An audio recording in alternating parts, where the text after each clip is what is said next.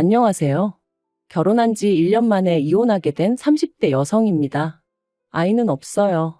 솔직히 말하자면 있을 뻔했었는데 유산했거든요. 그리고 그때는 정말 왜 나에게 이런 일이 생겼을까 하는 생각에 하루하루가 괴롭고 힘들었는데 지금 이렇게 남편하고 이혼하고 나니까 이런 말하기 뭐하지만 차라리 잘 됐다 싶은 마음도 들어요. 아이가 있었다면 이렇게 결정을 내리기가 쉽지 않았을 테니까요. 오만정이 다 떨어져서 이혼했기에 남편이라고 부르고 싶은 마음은 눈꼽만큼도 없지만 그래도 편의상 남편이라 칭하겠습니다. 남편하고는 지인의 소개로 만났고 궁합도 안 본다는 4살 차이였어요. 물론 그런 이유로 결혼을 결심한 건 아니고 매사 논리적이고 이성적인 남편의 성격이 좋았거든요. 여담이지만 남편을 만나기 한참 전에 잠깐 사귀던 사람이 있었는데 그 사람은 감정 기복이 어찌나 심하던지 그 장단에 맞춰주다간 스트레스로 제가 어떻게 될 것 같더라니까요. 아무튼 그래서 그때 결심했었어요. 침착하고 차분한 사람을 만나겠다고 말이죠. 그리고 남편은 그런 면에 있어서는 제가 기다리던 사람이었습니다. 사람이 감정에 휩쓸리기보다는 객관적으로 상황을 판단했거든요.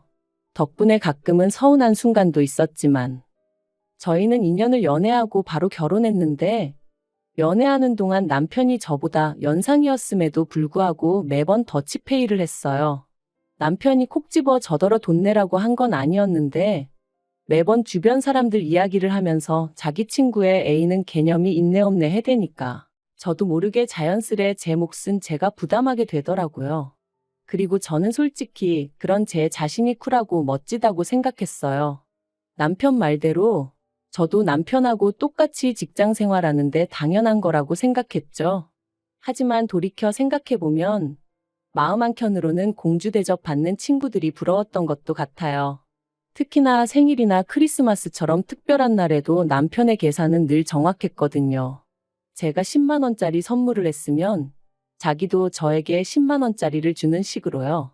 그러니 뭐 어디 가서 자랑하자고 하는 연애는 아니었지만 그래도 뭐랄까 좀 섭섭할 때가 있긴 했어요. 남편 말로는 35이 넘어가니 어머님 아버님께서 하루라도 빨리 결혼하라 성하라 하셨고 그런 이야기가 몇 번 반복되다 보니 어느샌가 자연스레 결혼 이야기가 오가게 되었습니다.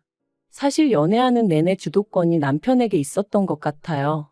남편이 저보다 나이도 많았고 지금 생각해보면 개소리가 대부분인데 아무튼 그때는 그런 생각은 못하고 그저 좋은 게 좋은 거라며 남편 의견을 많이 따라줬거든요. 그리고 결혼 이야기가 나오면서 남편이 그러더라고요. 요새는 다들 반반 결혼하더라면서 그게 자기가 봐도 서로에게 공평한 것 같답니다. 성인 두 사람이 만나 가정을 이루는데 기여하는 바도 동일해야 서로 동등한 권리를 가질 수 있는 거 아니겠냐면서요. 마침 또 그 무렵 여성 인권에 관한 뉴스도 쏟아져 나올 때라서 그게 정말 그럴듯하게 들렸죠. 그래서 10원짜리 하나까지 반반 부담해서 결혼했습니다. 친정부모님이 아무리 요새 젊은 사람들이 손해보기 싫어한다지만 그래도 결혼하는데 어떻게 그렇게까지 따지냐며 혀를 차셨는데 정말이지 친정부모님 말씀이 틀린 거 하나 없었어요. 사랑해서 하는 결혼이라면서 10원짜리까지 따져가면서 결혼했다는 게 지금 생각해도 어이가 없네요. 하지만 어쨌든 그땐 바보천치 마냥 제 눈에 뭐가 똥이고 뭐가 된장인지 배는 게 없었어서 그렇게 남편과 부부의 연을 맺었습니다.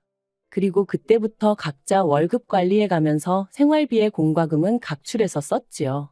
이때도 역시나 10원 단위까지 반반 나눠서 냈고요. 그런데 황당한 건 생각해보니까 그런 와중에도 집안일은 제가 더 많이 했어요.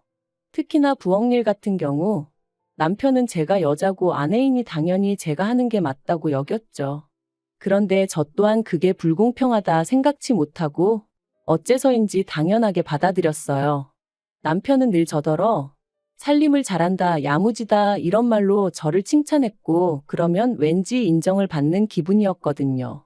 바보 같았죠, 정말로. 제가 도대체 뭘 생각하면서 살았던 건지 모르겠네요. 그런데 그렇게 신혼생활을 이어가던 결혼한 지 8개월째 되던 때였습니다. 어째서인지 그 무렵 몸이 찌뿌둥하고 평소와 다른 게 느껴지더라고요. 그래서 별 생각 없이 감기 몸살약을 먹으려다가 문득 혹시나 하는 마음에 병원을 찾았는데 임신이었죠. 계획보다 빨리 찾아와준 아기 천사 때문에 놀라기도 했지만 이내 그 놀람은 기쁨으로 바뀌었고 바로 남편에게 연락을 했어요. 남편도 소식을 듣고는 정말 뛸 듯이 기뻐하더라고요.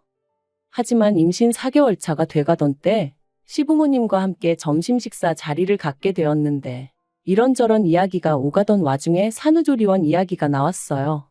그래서 제가 주변에 다녀온 언니들하고 친구들에게 물어서 몇 군데 알아놨다 하니까 남편이 대뜸 비싸지 않냐면서 저더러 모아둔 돈은 있냐고 묻더라고요. 그리고 그 얘기를 듣는데 솔직히 순간 이게 무슨 소리지 싶었죠. 그래서 산후조리원비를 내가 내라는 거냐니까 산후조리원은 선택이지 필수가 아니잖아 그러더라고요. 지구상 모든 여자들이 출산하고 산후조리원에 가는 건 아닌데 한국 여자들만 유독 유난스럽다면서요. 그러면서 저더러 제 돈 내고 갔다 온다 하면 그건 뭐라 안 하겠는데 대신 다녀와서는 집안 청소도 2주 동안 제가 해야 된답니다. 제가 집을 비운 동안은 자기가 다 해야 한다면서 말해요. 그리고 그런 이야기가 오가는 동안 시부모님이 보이신 반응도 어이가 없었습니다. 솔직히 다른 사람들 말이 아이를 가지면 산후조리원 비용 정도는 시댁에서 지원해 주시는 일도 있다던데 저희 시부모님은 산후조리원비를 아내더러 내라는 한심한 당신들의 아들을 보고도 웃기만 하실 뿐 하다못해 말이라도 왜 그러냐 그런 소리 좀 하지 마라 뭐 그런 말씀 한마디조차 없으셨거든요. 그래서 결국 참다 못한 제가 시부모님더러 오빠가 너무하지 않냐고 투덜거리니 기껏 하신다는 말씀이 저희 남편 성격이 원래 똑부러지지 않냐면서 당신들 아들이지만 틀린 말은 안 한답니다. 그러니 거기다 대고 제가 무슨 말을 더 하고 싶었겠어요? 그리고 한편 조심한다고 조심하고 티를 안 내려고 무척이나 애를 썼는데 결국엔 회사에서 제 임신 사실을 알아버렸습니다. 사실 제가 다니던 회사는 직원 수가 10명 남짓이다 보니 솔직히 출산휴가니 육아휴직이니 이런 건 그림의 떡이나 마찬가지였거든요. 그래서 결국 임신 사실 확인하고 한 달도 채 되지 않아서 쫓겨나듯 회사에서 나와야만 했어요. 여담이지만 사장아들이 대표 자리를 차지하고 난 이후로는 모든 게 빡빡해진 상황이었다 보니 어디 하소연할 곳도 마땅치 않았고요. 노무사를 통해 법적으로 다퉈보라는 조언도 받았지만 거기서 받을 스트레스를 생각하니 뱃속의 아이도 걱정이 되어서 여러 가지로 엄두가 나질 않았던 게 사실이에요. 하지만 그러면 뭘 하나요? 어이없게도 퇴사하고 얼마 지나지 않아 아이마저 저를 떠났는걸요. 그리고 이로 인해 저는 완전히 무너졌습니다. 남편은 아이는 또 가지면 된다 했지만 딱히 위로처럼 들리지는 않았죠. 아무튼 제가 남편더러 당분간은 좀 쉬어야겠다 했어요. 직장을 다시 구하는 건 그래도 그동안 제 경력이 있고 하니 걱정할 바가 아니었으나 건강이나 감정적인 건 어떻게든 좀 추스려 놓지 않으면 안 되겠다 싶었거든요. 그랬더니 남편이 그런 건 뭐 저 알아서 하라더니 정말 일주일도 안 돼서 자기가 도맡았던 집안일을 손에서 딱 놔버리대요. 자기는 회사 일 하는 것만으로도 힘들다면서. 그런데 그런 남편한테 좀 서운하면서도 어째서인지 그게 당연하게 느껴지더라고요. 남편이 외버리니까 제가 집안일을 해야 한다고요. 하지만 그렇게 지낸 지 한 달쯤 됐나 남편이 저더러 왜 생활비를 안 내놓냐는 거예요. 그래서 제가 난 직장을 안 다니지 않냐니까. 그래도 처음부터 반반 결혼했으니 제 몫은 제가 스스로 책임져야 하는 거 아니냐면서 저더러 모아둔 돈으로 뭐 할 거냐고 이럴 때 쓰는 거라나요? 그리고 저는 뭔가 찜찜한 기분을 지울 수가 없었습니다. 따지고 보면 자기는 바깥일 한다고 그래서 제가 집안일을 다 도맡게 된 건데 그렇다고 제가 집안일 한 거에 대해서 누가 월급 주는 건 아니잖아요. 그런데 생활비까지 내놓으라니 뭔가 단단히 이상하단 생각이 들었죠. 하지만 왠지 치사하기도 했고 당시 제 자존감이라고 해야 하나 그런 게 완전히 바닥을 치고 있었거든요. 내가 왜 이러고 살지? 이렇게 사는 게 무슨 의미가 있지? 그런 생각이 들 정도로요. 아마 지금 생각해보니 우울증 초기였지 않았나 싶네요. 아무튼 그렇다 보니 바보같이 따지고 들지를 못했어요. 말로는 치사하고 더러워서 주고 만다 했지만 실은 어쨌든 직장에서 잘린 건 저고 그런 제 자신이 초라해서 견딜 수가 없었거든요. 그런데 그런 와중에 괜히 남편하고 말싸움이라도 했다가 남편이 저를 무시하는 말을 하기라도 하면 제가 견뎌낼 수 있을 것 같지도 않았고요. 그런데 제가 가만히 있으니 정말 무슨 가만히로 보이기라도 했던 건지 이혼을 결심하게 된 결정적인 사건이 있었습니다. 저는 하루에 보통 2끼를 먹어요. 아침은 원래 직장 다닐 때도 안 먹었고, 점심은 도시락으로, 저녁은 집에서 남편이랑 먹었죠. 그런데 직장을 나온 이후로는 점심도 집에서 혼자 먹어야 되니까 별로 입맛이 없더라고요. 그래서 보통 간단한 스낵으로 허기만 달래는 시기였어요. 그리고 덧붙이자면 이 간단한 스낵은 전부 다 순수한 제 돈으로 샀습니다. 남편이 저더러 네가 어린애도 아니고 이런 걸 뭐하러 사 먹냐며 결혼 초부터 어찌나 눈치를 주던지 생활비로 사는 게 아까워서 그러는 것 같았죠. 그래서 그때부턴 과자 같은 건 그냥 제 돈으로 사 먹는 게 습관이 돼버렸네요. 그리고 그날도 점심은 쿠키 몇 조각으로 때웠더니 오후 5시 좀 넘어가니까 배가 고프더라고요. 그래서 저녁엔 꼭 밥을 먹어야지 하고 남편을 기다리고 있었는데 남편이 떡볶이가 먹고 싶다며 좀 만들어 두라는 거예요.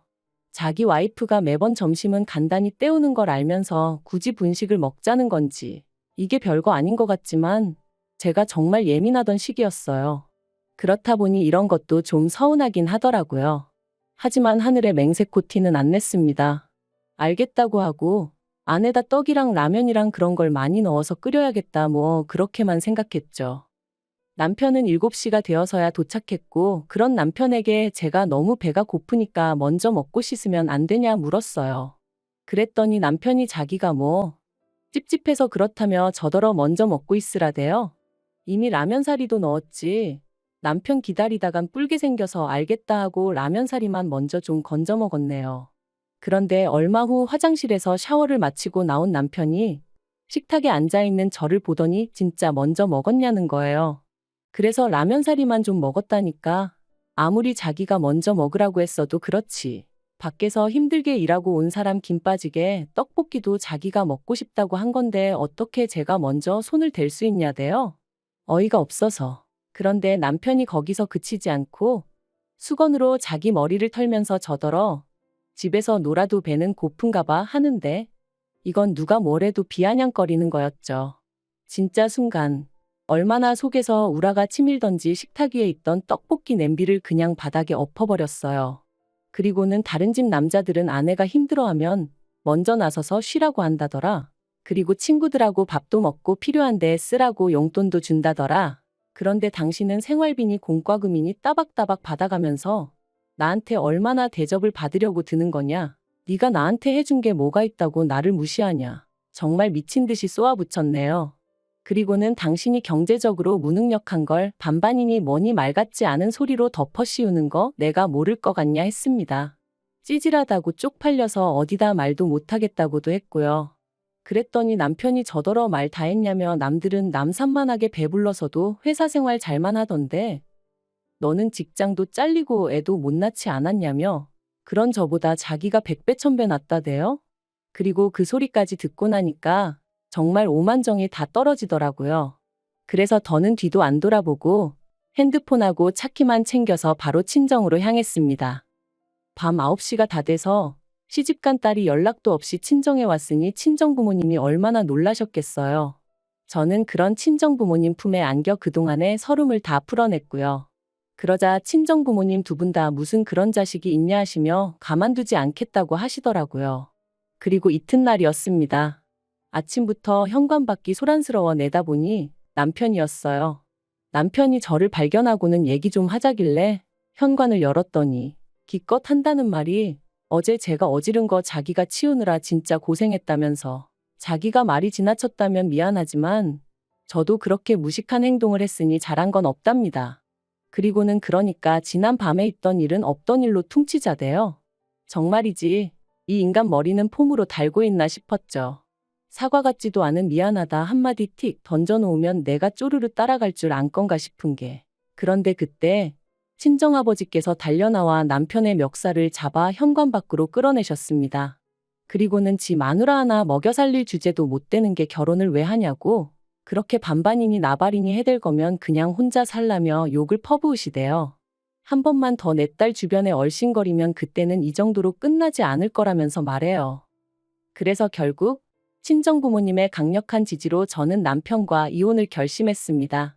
솔직히 반반 결혼 생활이 이혼 사유가 될까 싶어 걱정이 많았는데 생각보다 저희와 비슷한 문제로 고민하는 부부들이 많다는 게 좀 충격이었고요. 그래도 어쨌든 결과적으로는 저한테 도움이 되었죠. 남편하고는 결혼 유지 기간이 짧았기에 위자료 같은 건 받아내지 못했지만 기대도 없었기에 그 부분은 딱히 실망스럽지도 않아요. 제가 정말 후회되고 속상한 건 단 한 가지, 결혼 전부터 남편이 저를 생각해주는 척하며 어지간히 저란 사람을 제 가치를 후려치고 깎아내리고 있었는데 그걸 진작에 알아채지 못했다는 사실뿐입니다. 남편 같은 사람 때문에 제 인생의 황금기라고 할 수 있는 젊은 날의 한 페이지가 잔뜩 얼룩져 버린 게 너무 속상하고 아깝고요. 하지만 앞으로는 무슨 일이 생기건 간에 무조건 제 자신을 탓하며 살지는 않을 거예요. 이번 일을 통해 제가 누구보다 사랑해야 할 존재는 제 자신이라는 걸 확실히 깨달았으니까요.